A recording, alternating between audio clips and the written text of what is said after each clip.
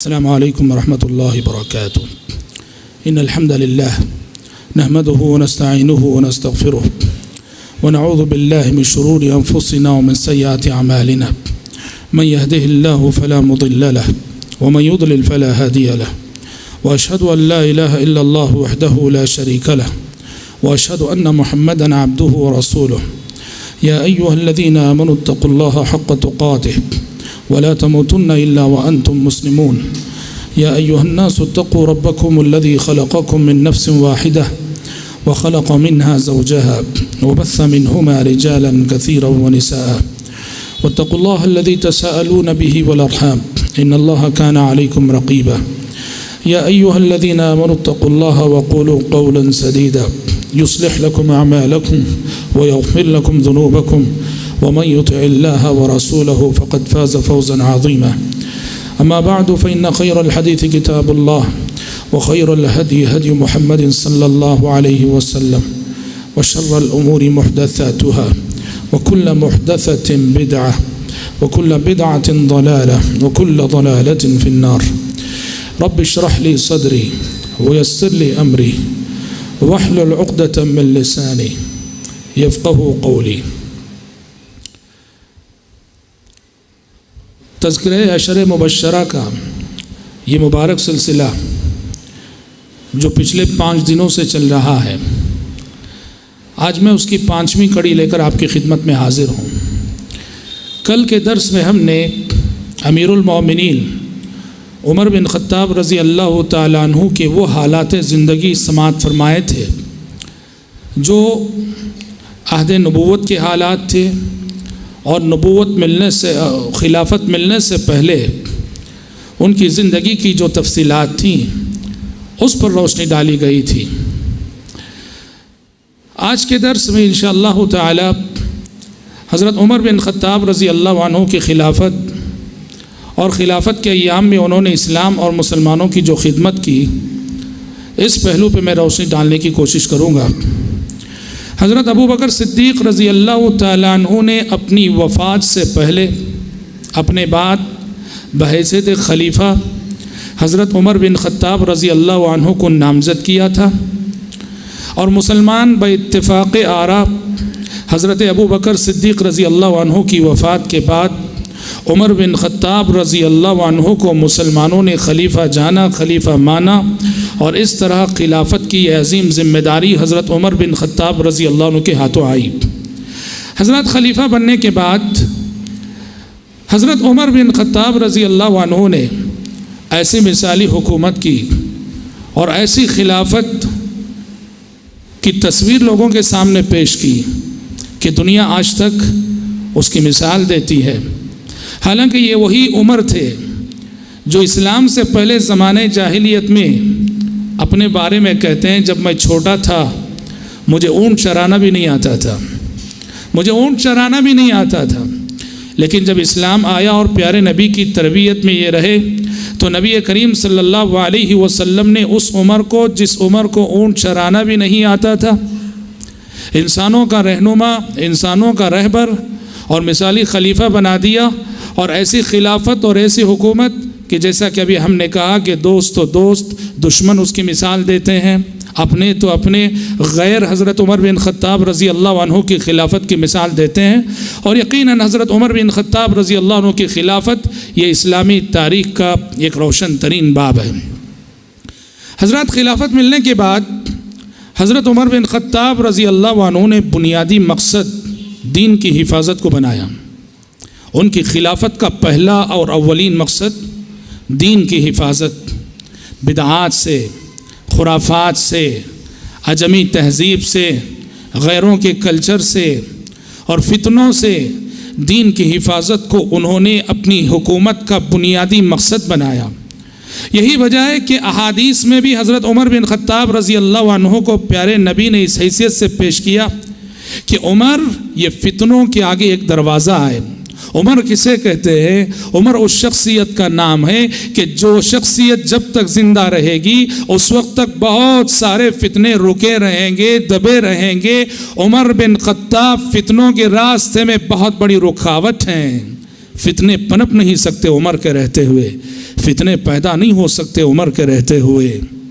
چنانچہ حضرت حذیفہ بن یمان رضی اللہ عنہ کی وہ مشہور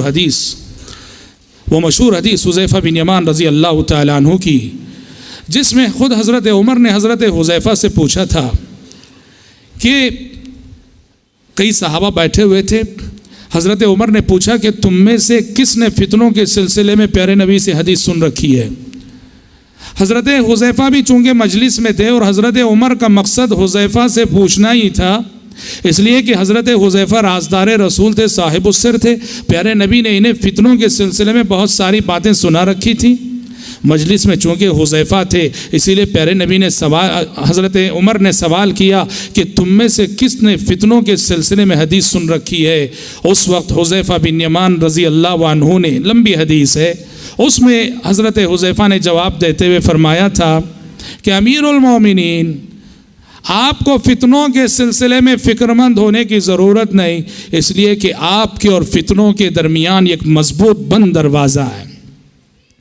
آپ کو فتنوں کے سلسلے میں فکر کرنے کی ضرورت نہیں، اس لیے کہ آپ کے اور فتنوں کے درمیان ایک مضبوط بند دروازہ ہے۔ حضرت عمر نے پوچھا کہ حذیفہ بتاؤ پیارے نبی نے کیا فرمایا ہے، یہ دروازہ کھلے گا، کھولا جائے گا یا توڑا جائے گا؟ حضرت حذیفہ نے کہا کہ امیر المومنین یہ دروازہ توڑا جائے گا۔ بات اشارے اور کنایوں میں ہو رہی تھی۔ حذیفہ کے مقصد کو عمر سمجھ رہے تھے، عمر کے مقصد کو حذیفہ سمجھ رہے تھے رضی اللہ عنہما۔ دروازے سے مراد اس حدیث میں خود عمر بن خطاب رضی اللہ عنہ کی شخصیت تھی کہ جب تک عمر اس زمین پہ رہیں گے بہت سارے فتنے دبے رہیں گے، اور دروازے کے ٹوٹنے سے مراد حضرت عمر بن خطاب رضی اللہ عنہ کی شہادت تھی۔ یہی وجہ ہے کہ حضرت عمر جب شہید ہو گئے تو بعض لوگوں نے حضرت حذیفہ سے پوچھا کہ جس وقت یہ حدیث آپ نے حضرت عمر کو سنائی، کیا حضرت عمر کو یہ معلوم تھا کہ توڑا جانے والا دروازہ وہ خود ہے؟ تو حضرت حذیفہ نے کہا کہ حضرت عمر کو جتنا آج کے بعد کل کے آنے پر یقین تھا، اتنا ہی یقین علم اس بات کا تھا کہ وہ توڑا جانے والا دروازہ وہ خود ہے۔ حضرت عمر کی شہادت کی طرف اشارہ کہ ان کی شہادت ہوگی تو فتنے رونما ہوں گے۔ تو حضرات آپ اگر ان کی خلافت کو دیکھیں گے تو سمجھ میں آئے گا کہ حضرت عمر اپنی دور اندیشی، اپنی مومنانہ فراست سے حالات پہ کتنی گہری نظر رکھتے تھے، اور فتنہ پنپنے سے پہلے اور پیدا ہونے سے پہلے تاڑ لیتے تھے کہ کہاں کیا فتنہ پیدا ہو سکتا ہے، اور اس فتنے کو دبانے کے لیے جو تدبیر کرنی ہوتی وقت سے پہلے وہ تدبیر کر کے رکھتے۔ نتیجے میں حضرت عمر کا دور فتنوں سے پوری طرح سے پاک رہا۔ آئیے چند مثالیں دیتا چلوں میں، کیسے وہ فتنے کو وقت سے پہلے تاڑتے تھے اور کیسے وہ فتنوں کو دبایا کرتے تھے۔ دیکھیے وہ درخت، جس درخت کے نیچے نبی کریم صلی اللہ علیہ وسلم نے صحابہ سے بیعت الرضوان لی تھی صلح حدیبیہ کے موقع پر، ایک درخت کے نیچے جس کا تذکرہ اللہ نے سورہ فتح میں بھی فرمایا ہے، لَقَدْ رَضِيَ اللَّهُ عَنِ الْمُؤْمِنِينَ إِذْ يُبَايِعُونَكَ تَحْتَ الشَّجَرَةِ، کہ اللہ ان مومنوں سے راضی ہو گیا جو درخت کے نیچے اے پیغمبر آپ کے ہاتھ پہ بیعت کر رہے تھے۔ ہوا یہ کہ عہد نبوت کے بعد بعض لوگوں کا معمول تھا، جب بھی وہ مکہ سے مدینہ جاتے یا مدینہ سے مکہ جاتے، اس درخت کے پاس جاتے اور 2 رکعت نماز پڑھ کے وہاں سے رخصت ہوتے، کہ یہ وہ درخت ہے کہ اس درخت کے نیچے پیارے نبی نے صحابہ سے بیعت لی تھی، اور یہاں بیعت کرنے والوں کے حق میں جنت واجب ہوئی تھی، اور اس درخت کا تذکرہ قرآن مجید کے اندر موجود ہے۔ یہ سمجھ کر لوگ وہاں 2 رکعت نماز پڑھتے تھے، نماز پڑھ کے جاتے تھے۔ حضرت عمر بن خطاب رضی اللہ عنہ کی دور اندیش نگاہوں نے تاڑ لیا کہ اگر صورتحال ایسی ہی رہی، آج کی نسلیں نماز پڑھ رہی ہیں اور آنے والی نسلیں اس درخت کی پوجا بھی شروع کر سکتی ہیں۔ حضرت عمر نے حکم دیا کہ یہ درخت جڑ سے کاٹ دیا جائے۔ حضرت عمر کے حکم سے وہ درخت جڑ سے کاٹ دیا گیا، نکال دیا گیا۔ اسلام میں آثار پرستی نہیں ہے، اسلام میں آثار پرستی نہیں ہے۔ یہ پیدا ہونے والے فتنے کو حضرت عمر کی دور اندیش نگاہوں نے پہلے ہی تاڑ لیا اور اس درخت کی بیخ کنی کر دی۔ حضرت عمر بن خطاب رضی اللہ تعالی عنہ نے بڑے بڑے صحابہ، کبار صحابہ، جو بڑے بڑے صحابہ تھے، حضرت عمر بن خطاب رضی اللہ عنہ کبار صحابہ کو مدینے سے باہر جانے نہیں دیتے تھے۔ وہ غزوات میں شریک ہونا، وہ جنگوں میں شریک ہونا چاہتے تھے، جہاد پہ جانا چاہتے تھے۔ حضرت عمر جو کبار صحابہ ہیں ان کو جانے نہیں دیتے، کہتے کہ آپ سب کو مدینے ہی میں رہنا ہے، کہتے کہ آپ لوگوں نے پیارے نبی کے زمانے میں اتنا کچھ کر لیا ہے، اتنا اجر و ثواب پا لیا ہے کہ تمہاری آخرت کی کامیابی کے لیے اتنا کافی ہے۔ اہل علم بحث کرتے ہیں کیا سبب تھا، کیا سبب تھا کہ کبار صحابہ کو، بڑے صحابہ کو مدینے سے باہر جانے نہیں دیتے تھے؟ کہتے ہیں کہ دو بنیادی مقاصد، ایک تو یہ کہ حضرت عمر کے دور میں جو فتوحات ہو رہی تھیں، نئے نئے چیلنجز آ رہے تھے، اس وقت مشورے کے لیے بڑے صحابہ کا ہونا ضروری تھا مدینے میں، ایک تو یہ بات تھی۔ اور دوسری اور سب سے بڑی بات یہ تھی کہ حضرت عمر کی دور اندیش نگاہیں دیکھ رہی تھیں کہ یہ کبار صحابہ اگر مدینے سے نکل کے دور جائیں گے، نئے علاقوں میں جائیں گے جہاں لوگ ابھی اسلام میں داخل ہو رہے ہیں اور ابھی پوری طرح سے انہیں علم حاصل نہیں ہوا ہے، تو کہیں لوگ صحابہ کی تعظیم میں غلو کر کے شخصیت پرستی کے فتنے میں نہ مبتلا ہو جائیں۔ اس لیے حضرت عمر بن خطاب رضی اللہ تعالیٰ عنہ کبار صحابہ کو مدینے سے باہر جانے نہیں دیتے تھے۔ اور سبحان اللہ، خالد بن ولید رضی اللہ عنہ، حضرت عمر کے زمانے کی فتوحات میں خالد بن ولید رضی اللہ عنہ کا بڑا کردار تھا۔ حضرت خالد بن ولید رضی اللہ تعالیٰ عنہ یہ وہ سپہ سالار ہیں کہ اسلام سے پہلے بھی اور اسلام کے بعد بھی، یعنی ان کے مسلمان ہونے سے پہلے بھی اور ان کے مسلمان ہونے کے بعد بھی جتنی جنگیں ان کی کمانڈنگ میں لڑی گئیں، ایک جنگ بھی کبھی نہیں ہارے، ایک جنگ بھی حضرت خالد کبھی نہیں ہارے، اسلام سے پہلے بھی اسلام کے بعد بھی جس جنگ میں بھی ایک کمانڈر بن کے گئے وہ جنگ جیت کر ہی آئے۔ حضرت عمر بن خطاب رضی اللہ عنہ کے زمانے خلافت کی بات ہے کہ حضرت خالد بن ولید رضی اللہ عنہ حضرت عمر کے زمانے خلافت میں اپنی بہادری کے جوہر دکھا رہے ہیں، اور اسلامی لشکر، اسلامی فوج حضرت خالد بن ولید کی کمانڈنگ میں شہر پر شہر فتح کیے جا رہا ہے، ملک پر ملک فتح کیے جا رہا ہے، اور ہر طرف سے فتوحات کی خبریں آ رہی ہیں۔ اچانک ہوتا یہ ہے حضرت عمر کا خط جاتا ہے حضرت خالد بن ولید کے نام کہ میں تمہیں اسلامی فوج کی کمانڈنگ کے عہدے سے معزول کرتا ہوں اور تمہیں ہٹا کر تمہاری جگہ ابو عبیدہ بن جراح کو کمانڈر بناتا ہوں، امیر بناتا ہوں۔ حیران رہ گئے لوگ، کیا سبب تھا، کیا وجہ تھی کہ امیر المومنین عمر بن خطاب رضی اللہ عنہ نے ایک ایسے کامیاب سپہ سالار اور کامیاب کمانڈر کو، جس کی فتوحات اور جس کی کمانڈنگ میں لڑ کر مسلمان شہر پہ شہر فتح کر رہے تھے، اچانک معزول کیا، آئین جنگ کے موقع پہ معزول کیا اور ان کی جگہ دوسرے کو جو ہے امیر بنا دیا؟ اہل علم کہتے ہیں عمر بن خطاب رضی اللہ عنہ کی دور اندیش نگاہیں دیکھ رہی تھیں، انہیں اندیشہ لاحق ہوا، انہیں ڈر لاحق ہوا کہ حضرت خالد بن ولید کی اس جنگی مہارت اور حضرت خالد بن ولید کی کمانڈنگ میں جو فتوحات مل رہی تھیں، کہیں ایسا نہ ہو کہ مسلمانوں کے ذہن و دماغ میں یہ بات نہ آ جائے کہ ہم جو فتح یاب ہو رہے ہیں یہ خالد بن ولید کی ذہانت ہے، چالاکی ہے اور جنگی فنون سے ان کی واقفیت ہے۔ حضرت عمر بن خطاب رضی اللہ عنہ نے خالد بن ولید کو معزول کر کے اور ان کی جگہ ابو عبیدہ بن جراح کو خلیفہ امیر بنا کر مسلمانوں کو یہ سبق پڑھایا کہ مسلمانوں کی فتوحات میں اصل سبب اللہ تعالیٰ کی نصرت، اس کی تائید، اس کی مدد ہے۔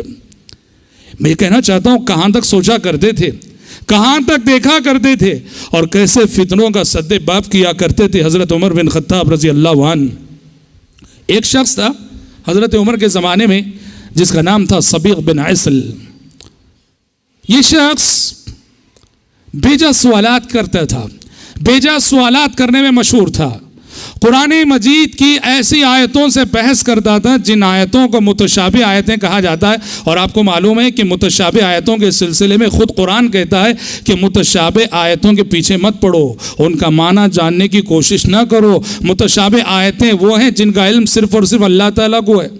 کیسے متشابہ آیتیں؟ مثلا الف لام میم، آپ تفسیر کی کتابیں اٹھائیے، سلف کی تفاسیر اٹھائیے، آپ کو الف لام میم کا کہیں کوئی معنی نہیں لکھے گا، کوئی معنی نہیں بتائے گا، سب اللہ عالم و بمراد ہی کہہ کے آگے بڑھ جاتے ہیں کہ الف لام میم اس کے معنی اللہ بہتر جانے۔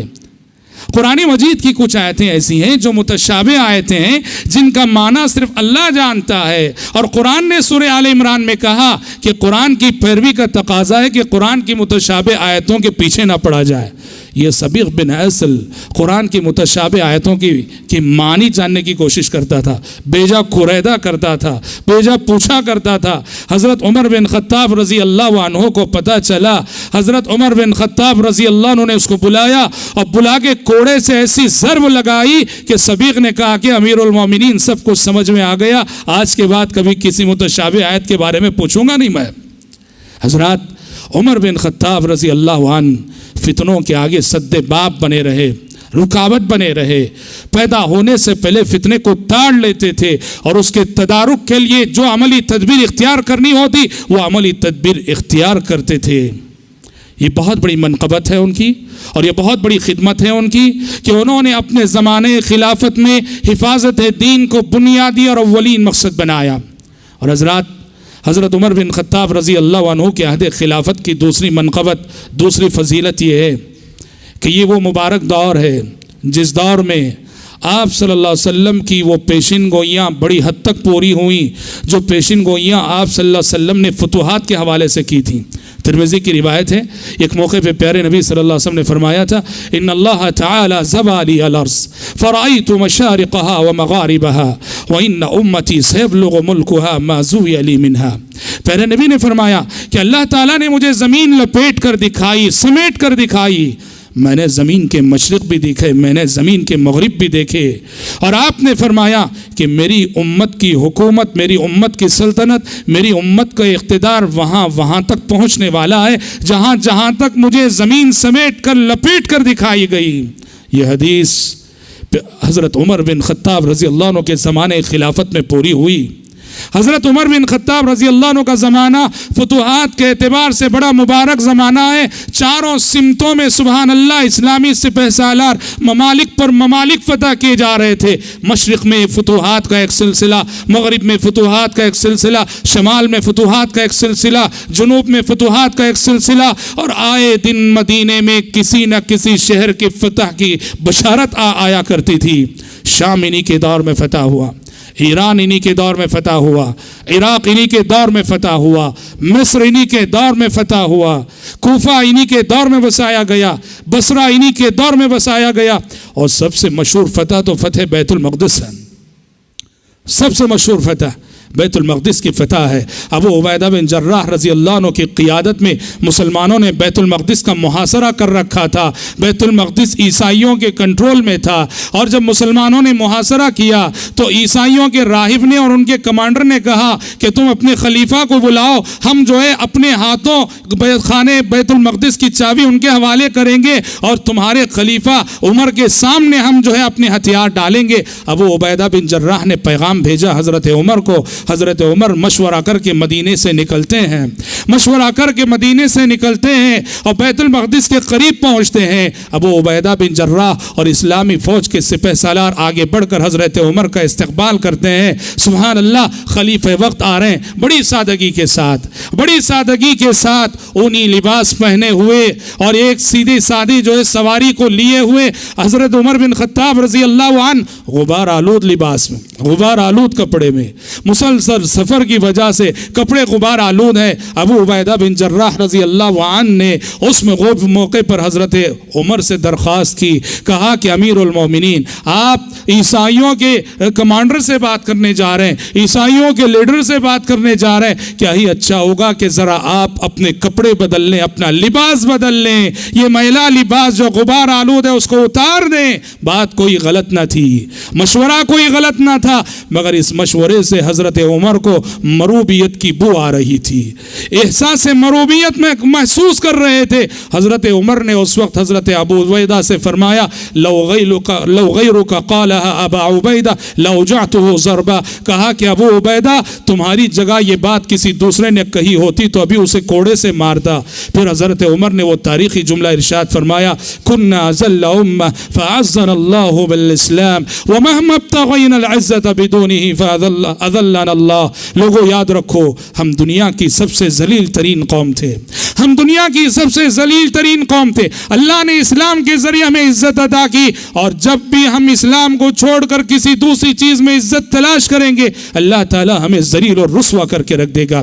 حضرت عمر بن خطاب رضی اللہ عنہ آگے بڑھے اور عیسائیوں کے جو کمانڈر تھے, ان کے جو فوجی تھے, ان کے جو رہنما اور رہبر تھے, اور ان کے جو پوپ اور پادری تھے, سب سے ملاقات کی. اور ان پادریوں نے دیکھا کہ ان کی کتابوں میں بیت المقدس فتح کرنے والی شخصیت کی جو صفات بیان کی گئی ہیں بعینہ امیر المومنین عمر بن خطاب رضی اللہ عنہ کی صفات بالکل ان کی شخصیت ان صفات پہ چسپاں ہوتی نظر آ رہی تھی. اور کرسچنوں کے راہب نے بیت المقدس کی چابی حضرت عمر بن خطاب رضی اللہ عنہ کے سپرد کی اور حوالے کی, اور اس طرح بیت المقدس کی فتح حضرت عمر بن خطاب رضی اللہ عنہ کی کے زمانے خلافت کا بہت بڑا کارنامہ ہے. اس کی اور ساری تفصیلات ہیں جو کسی اور موقع پہ انشاءاللہ آپ کے سامنے بیان کی جائیں گی. حضرات کہنا یہ ہے کہ بڑا مبارک دور تھا, فتوحات کا دور تھا. سبحان اللہ, جب قیصر و کسریٰ کی حکومتیں فتح ہوئیں, روم و ایران فتح ہوئے, روم و ایران اور قیصر و کسریٰ کے خزانے فتح ہو کر مدینہ آئے, حضرت عمر نے سراقہ کو بلایا. سراقہ کون ہے؟ یہ ایک صحابی رسول ہے. سراقہ صحابی رسول ہے, اور یہ وہ شخصیت ہے جو اسلام لانے سے پہلے جب کافر تھے تو انہوں نے سفر ہجرت میں پیارے نبی اور ابو بکر کو پکڑنے کی کوشش کی تھی, پیچھا کیا تھا, اور ان کی سواری کے پیر زمین میں دھس گئے تھے. اور اس سفر میں جب انہوں نے پیچھا کرنے کے بعد وہ ناکام ہوئے تھے, پیارے نبی صلی اللہ علیہ وسلم سے ایک امن نامہ لکھوا لیا تھا, اور اس وقت آپ صلی اللہ علیہ وسلم نے پیشن گوئی فرمائی تھی, سراقہ میں تمہیں امن نامہ لکھ کے دے رہا ہوں, مگر یاد رکھو وہ زمانہ کیسا ہوگا, وہ دن یاد رہے تمہیں جس دن کسریٰ کے کنگن تمہارے ہاتھ میں ہوں گے. حضرت عمر کے زمانے خلافت میں ایران کے بادشاہ کسریٰ کے کنگن جب مدینہ آئے, حضرت عمر نے سراقہ کو بلایا جو اس وقت مسلمان ہو چکے تھے, اور بلا کر سراقہ کو کسریٰ کے وہ کنگن پہنائے اور رو دیے. حضرت سراقہ بھی رو دیے, حضرت عمر بھی رو دیے کہ پیارے نبی صلی اللہ علیہ وسلم کی وہ پیشن گوئی کتنا جلد 10-12 سال کے عرصے میں رب العالمین نے جو ہے پوری کر دی. حضرات ملک پر ملک فتح ہو رہے تھے, شہر پر شہر فتح ہو رہے تھے, مدینے میں مال غنیمت کے انبار لگے تھے, سارے مدینے میں خوشی کی لہر تھی, سارا مدینہ خوش ہے کہ ابھی مال غنیمت تقسیم ہوگا, سب کو مال ملے گا, سب کو دولت ملے گی, سارا مدینہ خوش ہے. مگر ایک امیر المومنین عمر بن خطاب رضی اللہ عنہ ہے کہ وہ مال غنیمت کی اس ڈھیر کو دیکھ کر رونے لگے. لوگوں کو حیرت ہوئی, لوگوں نے حیرت سے پوچھا کہ امیر المومنین اس میں رونے کی کیا بات ہے, یہ تو خوشی کا موقع ہے, اور اس خوشی کے موقع پہ رونا کیا معنی رکھتا ہے. حضرت عمر نے کہا, لوگوں میری نگاہیں جہاں تک دیکھ رہی ہیں تمہاری نگاہیں وہاں تک نہیں دیکھ رہی ہیں. حضرت عمر بن خطاب رضی اللہ عنہ نے کہا کہ لوگوں یاد رکھو, یہ مال اور یہ دولت جس امت میں بھی, جس قوم میں بھی, جس اجتماعیت میں بھی آتا ہے, مال کبھی تنہا نہیں آتا, مال اپنے ساتھ بڑی آزمائشوں کو لے کے آتا ہے. دولت کبھی تنہا نہیں آتی, دولت اپنے ساتھ بڑی آزمائشوں کو لے کر آتی ہے. اس مال کے ساتھ نفرتیں آ جاتی ہیں, اس مال کے ساتھ دشمنیاں آ جاتی ہیں, اس مال کے ساتھ حسد آ جاتا ہے. سبحان اللہ, یقین نہیں آتا, غریب خاندانوں میں دیکھ لو, جو خاندان غریب ہوتے ہیں, حضرت عمر کی نگاہیں جہاں تک دیکھ رہی تھیں, اور جو سبق حضرت عمر نے دیا, غریب خاندانوں میں اگر کسی کو اللہ نواز دے وہ جیسے ہی ترقی کرنے لگتا ہے, دیکھو کہ سبحان اللہ اس کے حاسدین کتنے بڑھ جاتے ہیں. جب مال نہ تھا, دولت نہ تھی, سب الفت سے تھے, سب محبت سے تھے, اور جیسے ہی مال کیا آیا, کبھی یہ مالدار اپنے رشتہ داروں کو حقارت کی نظروں سے دیکھتا ہے, اور کبھی اس کے رشتہ دار اس سے حسد کرنے لگتے ہیں. دولت کبھی تنہا نہیں آتی, مال کبھی تنہا نہیں آتا, دولت اپنے ساتھ بڑی آزمائشوں کو لے کے آتی ہے. تو مال غنیمت کی مسرتوں کے ساتھ ساتھ, مال غنیمت کی خوشیوں کے ساتھ ساتھ عمر بن خطاب رضی اللہ عنہ نے مسلمانوں کو یہ سبق پڑھایا, مال ملے گا, دولت آئے گی, لیکن دولت کو لیتے ہوئے دولت کے فتنوں سے آگاہ رہو, مال کی آزمائش سے آگاہ رہو. حضرات عمر بن خطاب رضی اللہ عنہ بحیثیت خلیفہ انہوں نے جو مثالی صفات قائم کی, اور بحیثیت خلیفہ انہوں نے جو مثالی کردار پیش کیا, اس میں حضرت عمر بن خطاب رضی اللہ عنہ کی سادگی ایک ضرب المثل ہے. خلیفہ تھے, اور ایسے خلیفہ کہ مشرق و مغرب میں ان کی حکومت، شمال اور جنوب میں ان کی حکومت، لیکن سبحان اللہ سادگی ایسی. ان کے دور میں ایرانی سپہ سالار ہرمزان گرفتار ہوا. بہت بڑا سپہ سالار تھا، بہت بڑا فوجی کمانڈر تھا.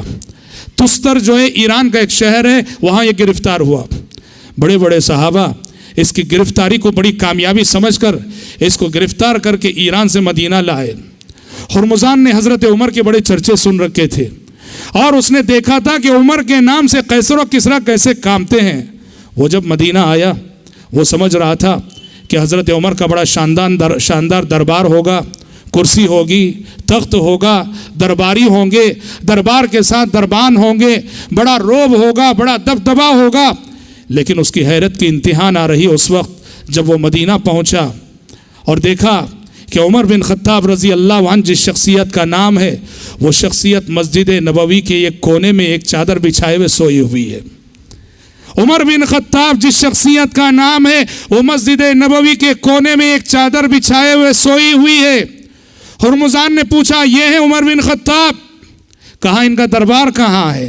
ان کا دربان کہاں ہے؟ ان کے دربان کہاں ہیں؟ ان کے درباری کہاں ہیں؟ ان کے باڈی گارڈ کہاں ہیں؟ لوگوں نے کہا نہ کوئی دربار ہے، نہ کوئی دربان ہے، نہ کوئی درباری ہے، نہ کوئی باڈی گارڈ ہے، یہی جینے کا انداز ہے. ہرمزان نے کہا یہ سادگی اور روب و دبدبا ایسا کہ سپر پاور طاقتوں کے دو حکمران قیصر و کسریٰ ان کے نام سے لرز بر اندام ہوتے ہیں. ہرمزان ان کی سادگی سے اتنا متاثر ہوا کہ کلمہ پڑھ کر مسلمان ہو گیا. کلمہ پڑھ کر مسلمان ہو گیا. سبحان اللہ.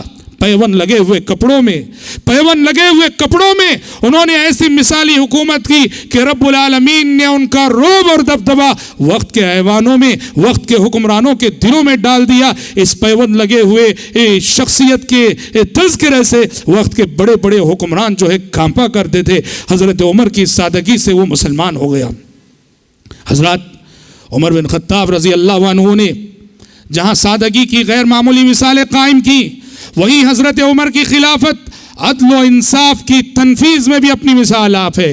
اس نیلے آکاش نے انصاف کے ایسے نمونے بہت کم دیکھے ہوں گے جو نمونے عملاً حضرت عمر بن خطاب رضی اللہ عنہ نے اپنی زمانے خلافت میں پیش کیے. والی مصر عمرو بن عاص رضی اللہ عنہ کے بیٹے کا واقعہ بڑا مشہور ہے. گرچہ بعض اہل علم اس کی استنادی حیثیت پہ کلام کرتے ہیں، لیکن تاریخ کی سبھی کتابوں نے اس واقعے کو ذکر کیا ہے کہ والی مصر کے گورنر تھے عمرو بن عاص، صحابی ہیں رضی اللہ عنہ. ان کا لڑکا تھا عمرو بن عاص رضی اللہ عنہ کے لڑکے نے ناحق یک قبطی کو مار دیا. قبطی کون ہے؟ غیر مسلم ہے، مصر کا کافر ہے، مصر کا غیر مسلم ہے. عمرو بن عاص رضی اللہ عنہ کے بیٹے نے، گورنر کے بیٹے نے یہ غیر مسلم کو ناحق مار دیا. وہ قبطی مصر سے نکلا، وہ جانتا تھا عمر بن خطاب رضی اللہ عنہ کے عدل و انصاف کو. وہ مصر سے نکلا اور شکایت لے کر مدینہ آیا. عمر بن خطاب رضی اللہ عنہ سے اس نے شکایت کی کہ آپ کا جو گورنر مصر کے عمرو بن عاص جو آپ کے گورنر ہیں، ان کے بیٹے نے ناحق مجھے مارا ہے. حضرت عمر بن خطاب رضی اللہ عنہ نے عمرو بن عاص کو ان کے بیٹے کے ساتھ مدینہ بلایا. بلانے کے بعد اس قبطی کے ہاتھ میں کوڑا دے دیا، اس قبطی کے ہاتھ میں کوڑا دے دیا اور کوڑا دے کے کہا اور جیسے تمہیں اس نے مارا تم بھی اسے مارو. اس قبطی نے حضرت عمرو بن العاص کی موجودگی میں ان کے بیٹے پہ کوڑے سے ضرب لگائی اور ان سے بدلہ لے لیا. اور بدلہ لینے کے بعد عمر بن خطاب رضی اللہ عنہ نے وہ تاریخی جملہ ارشاد فرمایا تھا جو تاریخی جملہ سبحان اللہ آب زر سے لکھے جانے کے قابل ہے. فرمایا تھا عمرو بن العاص سے مخاطب ہو کر کہ متى استعبدتم الناس وقد ولدتهم امهاتهم احرارا. کہا کہ عمرو بن العاص تم نے لوگوں کو کب سے غلام بنانا شروع کر دیا جبکہ ان کی ماؤں نے انہیں آزاد جنا ہے. لوگوں کو تم نے کب سے غلام بنانا شروع کر دیا کہ ان کی ماؤں نے انہیں آزاد جنا ہے. غیر معمولی عدل و انصاف. دیکھیے حضرت عمر بن خطاب رضی اللہ عنہ کے انصاف اور ان کے احتیاط کی اس سے بڑی مثال کیا ہو سکتی ہے کہ انہوں نے اپنے زمانے خلافت میں انصار اور مہاجرین کو بیت المال سے ماہانہ وظیفہ جاری کر رکھا تھا. وہ صحابہ جو انصار اور مہاجرین تھے ان کی جو خدمات اور قربانیاں تھیں اسلام کے لیے، اس کے پیش نظر حضرت عمر بن خطاب رضی اللہ عنہ ماہانہ کچھ وظیفہ بیت المال سے انصاری ہر صحابی کو ملتا تھا. مہاجرین کو سالانہ جو ہے 4000 درہم ملتے تھے. جو بھی مہاجر صحابہ تھے جو مکہ سے مدینہ ہجرت کر کے گئے تھے سب کو 4000 درہم سالانہ ملتے تھے. سارے مہاجرین 4000 درہم پاتے تھے سوائے ایک مہاجر صحابی کے. ان کو 3500 ملتے تھے. اور وہ کون ہے وہ صحابی؟ وہ حضرت عمر کے بیٹے عبداللہ بن عمر. وہ بھی مہاجر ہیں. سارے مہاجرین کو 4,000 درہم سالانہ دینے والے عمر اور اپنے بیٹے عبداللہ بن عمر کو 3,500 درہم, دوسروں سے 500 درہم کم, حالانکہ وہ بھی مہاجر ہیں. لوگوں نے حضرت عمر سے شکایت کی, کہا آپ اچھا نہیں کر رہے ہیں, اپنے بیٹے عبداللہ بن عمر کو دوسرے مہاجرین کے مقابلے میں 500 کم دے رہے ہیں, جبکہ دوسرے سارے مہاجرین کو آپ 4,000 دیتے ہیں. حضرت عمر نے کہا میں 500 اس لیے کم کیا ہوں عبداللہ بن عمر کو کہ انما ہاجر بہ ابوہ, کہ عبداللہ بن عمر کو اس کے باپ نے لے کر ہجرت کی ہے. اس کا باپ ہجرت نہ کیا ہوتا تو پتہ نہیں وہ ہجرت کرتا کہ نہیں. اپنے بارے میں کتنی بڑی بات ہے, کتنی بڑی بات ہے. لوگ حکومت پہ آتے ہیں, اقتدار پہ آتے ہیں, کرسی پہ آتے ہیں, منصب ملتا ہے, اقربا پروری کے شکار ہو جاتے ہیں. اپنے رشتہ داروں کو آگے بڑھانا, دوسروں کا حق مار کے رشتہ داروں کو دینا, یہ عموماً لوگوں کا مزاج ہوتا ہے. عمر بن خطاب رضی اللہ عنہ کا عدل و انصاف یہ ہے کہ اپنے رشتہ داروں کو دوسروں کے مقابلے میں وہ کم دے رہے ہیں اور محروم کر رہے ہیں. یہ ان کا عدل تھا, یہ ان کا انصاف تھا اور یہ ان کا احتیاط تھا.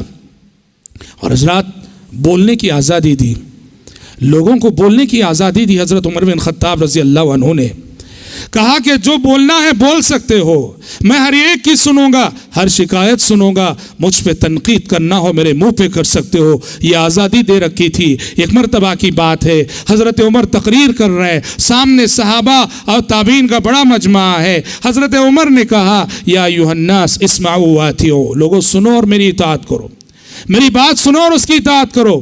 مجمع عام میں ایک شخص اٹھا, اس نے کہا لا نسمع ولا نطیع, نہ ہم آپ کی بات سنیں گے نہ ہم آپ کی اطاعت کریں گے. حضرت عمر نے کہا کیا بات ہے, کس لیے؟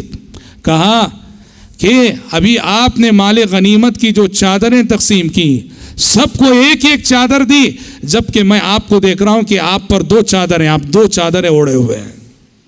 حضرت عمر نے کہا کہ میرا بیٹا عبید اللہ جواب دے گا.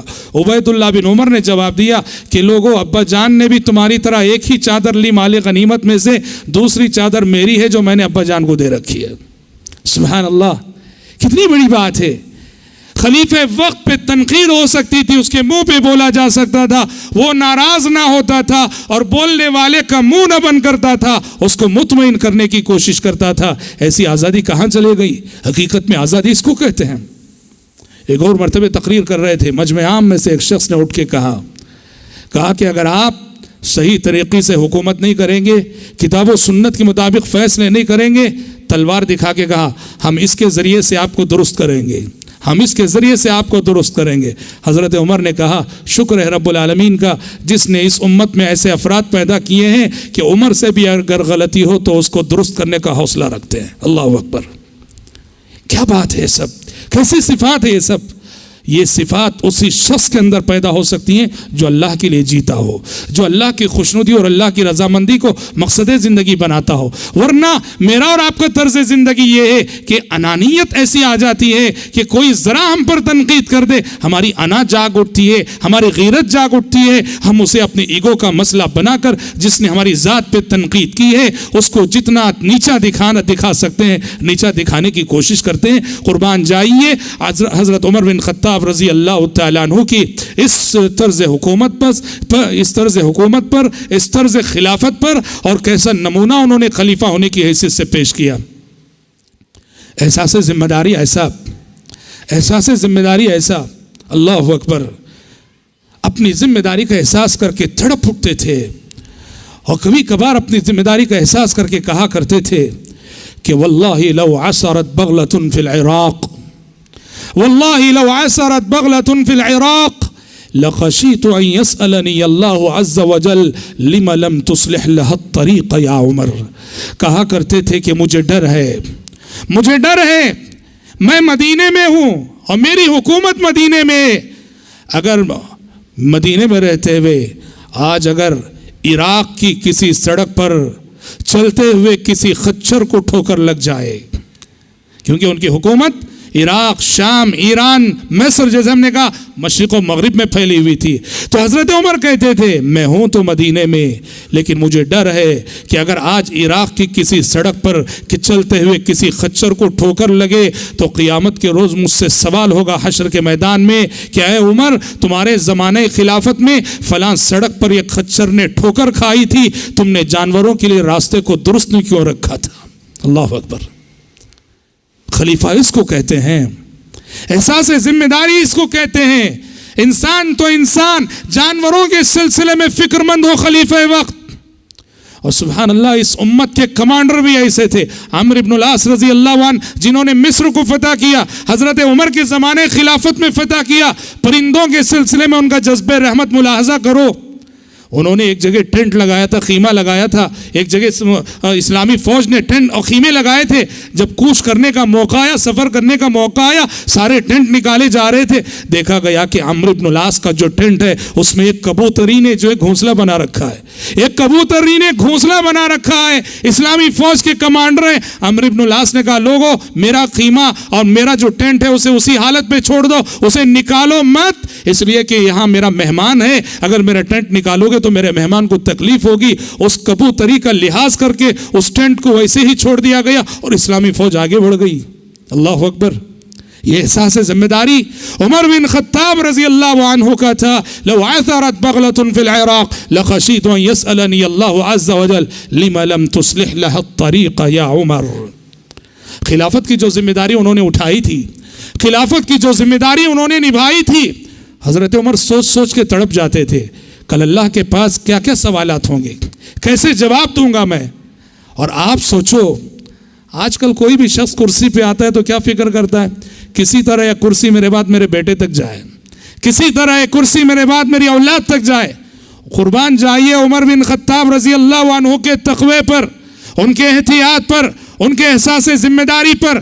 جیسا کہ بھی ہم بتائیں گے، جب چھرا گھوم دیا گیا حضرت عمر بن خطاب رضی اللہ عنہ کو، زندگی کی آخری سانسیں چل رہی تھیں، لوگوں نے حضرت عمر، اب کیونکہ مسئلہ یہ تھا کہ حضرت عمر کے بعد خلیفہ کون بنے، حضرت عمر کے بعد خلیفہ کون بنے، یہ مسئلہ تھا۔ لوگوں نے حضرت عمر سے درخواست کی اپنے بیٹے عبداللہ بن عمر کو خلیفہ بنا دیجئے، کہا کہ اپنے بیٹے عبداللہ بن عمر کو خلیفہ بنا دیجئے۔ حضرت عمر تڑپ گئے، انہوں نے دیکھا کہ خلافت کے لیے ان کے بعد ان کے بیٹے کا نام آ رہا ہے، ڈر گئے، میں جو یہ ذمہ داری سنبھالا ہوں یہ میں کافی ہے، میں نہیں چاہتا کہ یہ ذمہ داری میرے بعد میری اولاد کے دوش پر آئے، ناتواں کندھوں پر آئے۔ حضرت عمر نے عبداللہ بن عمر سے لوگوں کی توجہ ہٹانے کے لیے کیا کہا جانتے ہیں؟ جب لوگوں نے عبداللہ بن عمر کا نام پیش کیا کہ اپنے بعد اپنے بیٹے عبداللہ بن عمر کو خلیفہ نامزد کر دیجئے، حضرت عمر نے کہا لوگوں، جس شخص کو اپنی بیوی کو طلاق دینا نہیں آیا وہ خلافت کی ذمہ داری کیسے نبھائے گا؟ تم اس عبداللہ بن عمر کا نام پیش کر رہے ہو جس کو طلاق دینے کا طریقہ نہیں معلوم، اور وہ اپنی خلافت کی ذمہ داری کیسے نبھائے گا؟ اصل کیا ہوا؟ عہد نبوت میں آپ کو معلوم ہے نبی کریم صلی اللہ علیہ وسلم کے زمانے میں حضرت عبداللہ بن عمر نے حالت حیض میں اپنی بیوی کو طلاق دے دی تھی، حالانکہ حالت حیض میں طلاق دینا ناجائز ہے، حالت طہر میں عورت کو طلاق دینا چاہیے، حیض میں طلاق دینا ناجائز ہے۔ وہ غلطی عبداللہ بن عمر سے ہو گئی تھی اور پیارے نبی نے کہا تھا کہ رجوع کرو، اور عبداللہ بن عمر نے رجوع کیا تھا۔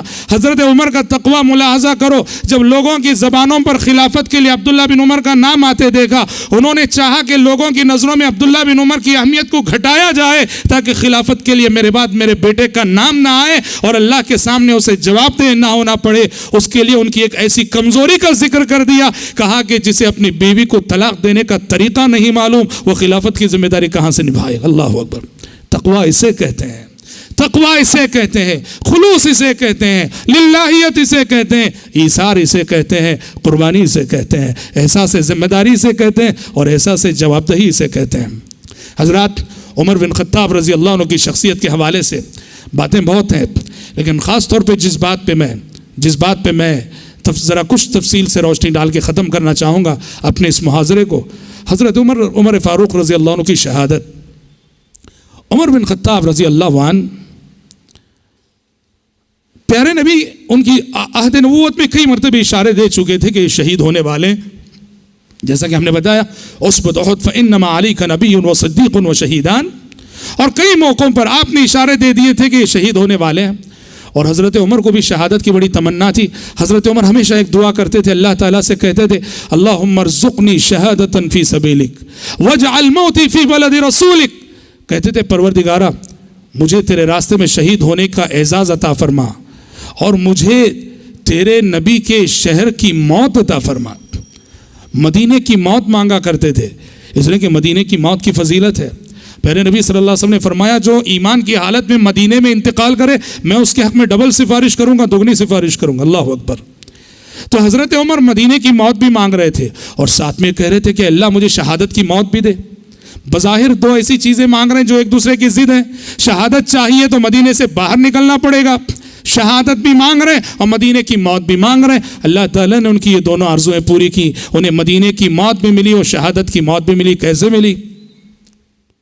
جب عین فجر کی نماز کی حالت میں ابو لولو فیروز المجوسی نام کے ایک شخص نے، عین تاریکی کا وقت تھا، فجر کی نماز حضرت عمر پڑھا رہے تھے، حضرت عمر بن خطاب رضی اللہ عنہ کے پیٹ میں چھرا گھوم دیا۔ یہ کون تھا؟ یہ ابو لولو فیروز المجوسی ایک مجوسی تھا، ایران کا مجوسی تھا، جو حضرت مغیرہ بن شعبہ رضی اللہ عنہ کا غلام تھا، بڑا فندان تھا، کئی طرح کے فن جانتا تھا۔ یہ حضرت مغیرہ بن شعبہ رضی اللہ عنہ یہ کماتا، چونکہ حضرت مغیرہ کا غلام تھا، کماتا تھا، حضرت مغیرہ اس سے روزینہ جو ہے اس کی آمدنی کا کچھ حصہ لیا کرتے تھے۔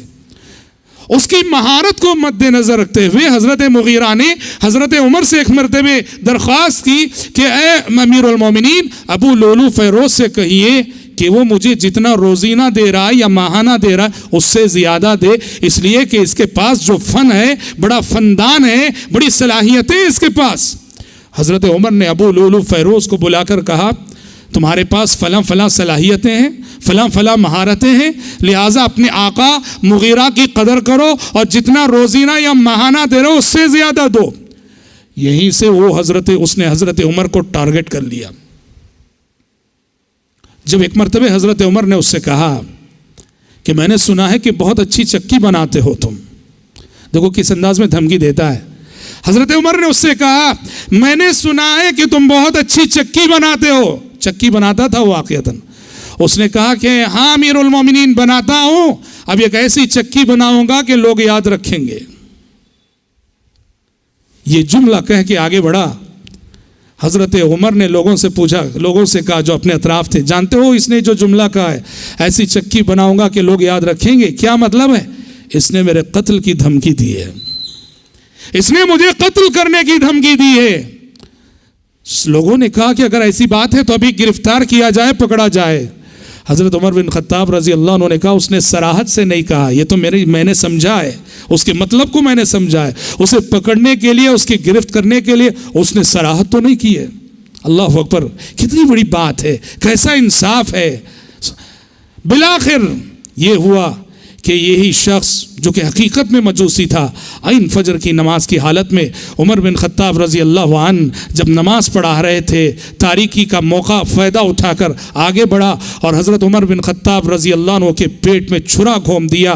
تین ضربیں یا ایک روایت کے مطابق 6 مرتبہ اس نے چھرا گھونپا یا 3 مرتبہ گھونپا۔ حضرت عمر بن خطاب رضی اللہ عنہ فوراً پیچھے آئے، عبد الرحمن ابن عوف پیچھے کھڑے تھے، ان کو آگے بڑھایا۔ دیکھو یہی حکمت ہے جو آپ نے فرمایا کہ امام کے پیچھے اہل علم کھڑے ہیں، امام کے پیچھے علم والے کھڑے ہیں۔ اس کی حکمت یہی ہوتی ہے کہ دوران نماز اچانک کچھ بھی امام کے ساتھ ہو سکتا ہے، اس کو ضرورت پیش آ سکتی ہے۔ حضرت عمر ایک قدم پیچھے ہٹے، اس حالت میں تڑپتے ہوئے عبد الرحمن ابن عوف کو آگے بڑھایا۔ عبد الرحمن ابن عوف رضی اللہ عنہ نے مختصر صورتیں پڑھا کر نماز ختم کی اور یہ ابو لولو فیروز المجوسی بھاگ رہا تھا اور بھاگتے ہوئے اور 13 صحابہ کو زخمی کیا، جس میں سے 9 شہید ہو گئے۔ بھاگتے ہوئے صفوں میں 13 صحابہ کو زخمی کیا، اس میں سے 9 شہید ہوئے۔ بالآخر ایک صحابی نے اس پر جو ہے ایک بڑی چادر ڈال دی، کمبل ڈال دی۔ جب اس نے دیکھا کہ اب میں بھاگ نہیں سکتا ہوں، اسی چھری سے اس نے خودکشی کر لی، اسی چھری کو اپنے پیٹ میں چبایا اور خودکشی کر لی۔ وہ تو جہنم رسید ہوا۔ عمر بن خطاب رضی اللہ عنہ اٹھا کر گھر لے جائے گئے۔ انہیں پانی دودھ وغیرہ پلایا گیا. جیسے ہی پلایا گیا دیکھا گیا کہ جو سوراخ ہے وہاں سے سب کچھ نکل رہا ہے. لوگ سمجھ گئے کہ امیر المومنین اب چند لمحوں کے مہمان ہیں. جب پی جانے والی چیزیں کھلائی جانے والی چیزیں نکلنے لگی یقین ہو گیا کہ امیر المومنین کی زندگی کا بھی ایک خاتمہ ہے. سب لوگ سارا مدینہ امٹ پڑا. سب لوگ آ رہے ہیں عیادت کر رہے ہیں. حضرت عمر بن خطاب رضی اللہ عنہ کو تسلی کے جملے بول رہے ہیں. اللہ اکبر. آنے والوں میں سے ایک نے تسلی دیتے ہوئے حضرت عمر کی خدمات گنائی. امیر المومنین آپ بڑے خوش نصیب ہیں, بڑے خوش نصیب ہیں. آپ نے یہ کارنامہ انجام دیا, وہ کارنامہ انجام دیا, وہ کارنامہ انجام دیا. یہ خدمات اور اس تسلی کو سن کر حضرت عمر نے کہا لوگوں تم میرے کارناموں کی بات کر رہے ہو, میرا دل تو یہ کہہ رہا ہے کہ خلافت کی جو ذمہ داری میں نے نبھائی, خلافت کی جو ذمہ داری میں نے, خلافت کا یہ بوجھ جو میں نے اٹھایا ہے اس کو لے کر میں اتنا ڈرا ہوا ہوں اللہ کے سامنے کھڑے ہونے سے. میرا دل یہ کہتا ہے کہ کل اگر حشر کے میدان میں یہ اعلان ہو کہ عمر نے خلافت کی جو ذمہ داری جو نبھائی, اس ذمہ داری کو نبھانے میں عمر نہ اجر و ثواب کا مستحق ہے نہ عذاب و عقاب کا مستحق ہے, تو میں سمجھوں گا کہ کامیاب ہو گیا. اللہ اکبر. نہ مجھے اس خلافت کی وجہ سے کوئی اجر و ثواب ملے اور نہ عذاب و عقاب ملے تو سمجھوں گا کہ میں کامیاب ہو جاؤں گا. احساس ذمہ داری سے کہتے ہیں. اللہ اکبر. اتنے میں یہ جو آ کر لوگ تسلی دیتے ہوئے جا رہے تھے, ان جانے والوں میں حضرت عمر نے دیکھا کہ ایک شخص جو تسلی دے کے انہیں حضرت عمر سے بات کر کے ان کی عیادت کر کے جا رہا ہے, اس کا پیجامہ ٹخنے سے نیچے لٹک رہا ہے. اللہ اکبر.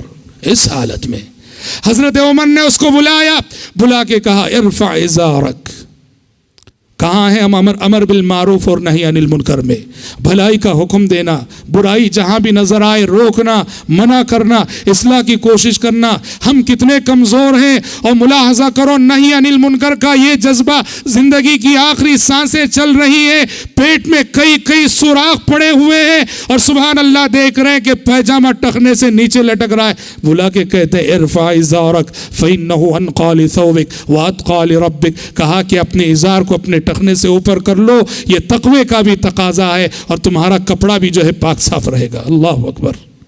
بہرحال عمر بن خطاب رضی اللہ عنہ اسی کشمکش میں انہی چند لمحات میں چند سانسوں کے بعد انتقال کر گئے. 10.5 سال آپ کی حکومت تھی اور وفات کے وقت حضرت ابو بکر کی طرح آپ کی عمر بھی 63 سال تھی. پیارے نبی کے دونوں پیارے ساتھیوں کو اللہ تعالیٰ نے اپنے پاس بلایا تو اپنے حبیب محمد صلی اللہ علیہ وسلم کی عمر دے کر بلایا. دونوں کی وفات ابو بکر عمر رضی اللہ عنہما کی 63 سال میں ہوئی.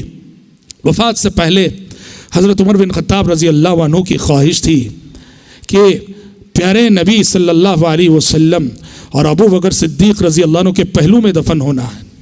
حضرت عمر بن خطاب رضی اللہ عنہ کو جب چھرا گھوم دیا گیا, حضرت عمر نے اپنے بیٹے عبداللہ بن عمر کو کہا جاؤ ام المومنین عائشہ سے کہو کہ عمر سلام کہہ رہے ہیں, اور سلام کہنے کے بعد ام المومنین سے درخواست کرو کہ عمر کی خواہش ہے کہ وہ صاحبین کے پہلو میں دفن ہونا چاہتے ہیں, آپ کے شوہر اور آپ کے ابا جان کے پہلو میں دفن ہونا چاہتے ہیں, اجازت لو ام المومنین سے. عبداللہ بن عمر گئے اور جا کر سلام پیش کیا حضرت عمر کا, اور پھر کہا کہ ابا جان آپ سے درخواست کر رہے ہیں, ابو بکر صدیق رضی اللہ عنہ کے پہلو میں دفن ہونا چاہتے ہیں.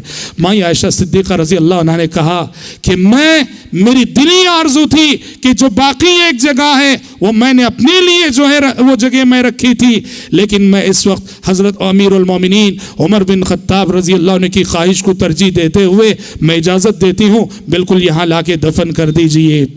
حضرت عمر بن خطاب رضی اللہ تعالیٰ عنہ کا احتیاط ملاحظہ کرو.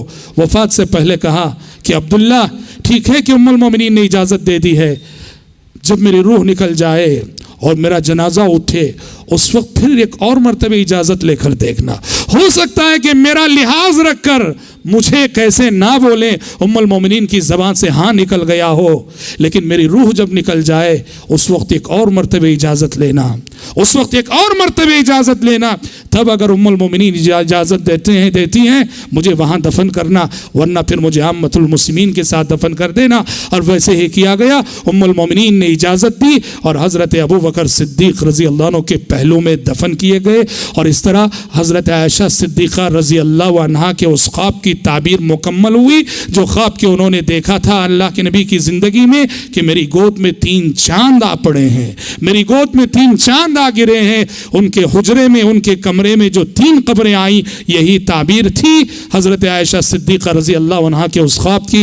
इस तरह मेरे भाइयों, हज़रत उमर बिन ख़त्ताब रज़ी अल्लाह अन्हु की ये मिसाली ज़िंदगी, ये मिसाली सीरत इख्तिताम पज़ीर होती है, जिसे हमने बिल इख्तिसार समेटने की कोशिश की। और सारे पहलू हैं हज़रत उमर की ज़िंदगी के, जो अल्लाह हयात बाकी रखे तो किसी हवाले से, किसी और बहाने से आपके सामने पेश करेंगे। दुआ है रब्बुल आलमीन से अल्लाह ताला हम सबको, आप सबको सही मानों में उसवे सहाबा की पैरवी करने की तौफीक अता फरमाए। आमीन। व आखिरु दावाना अनिल हम्दुलिल्लाहि रब्बिल आलमीन। इंशाअल्लाह ताला कल का हमारा मुहाज़रा सीरत उस्मान बिन अफ़्फ़ान रज़ी अल्लाह ताला अन्हु के हवाले से होगा।